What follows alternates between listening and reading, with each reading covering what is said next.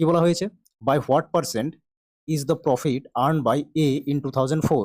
তাহলে এ শপের 2004-এ যে পরিমাণ প্রফিট আর্ন হয়েছে more than the profit earn by D E 2003।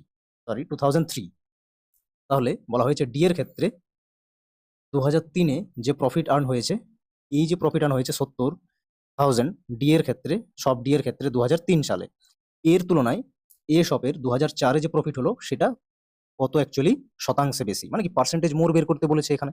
তাহলে পার্সেন্টেজ মোর আমরা কিভাবে ক্যালকুলেট করব, সেম একই ফর্মুলা কাজ করবে।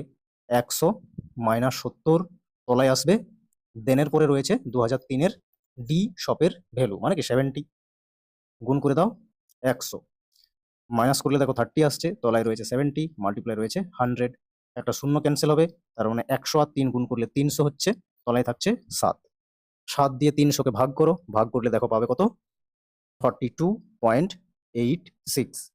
ওকে, 855 এরকম আসতে যাবে, তো তার মানে 8.6 বলবে। অপশন নাম্বার হয়ে যাবে 3 কারেক্ট অ্যান্সার।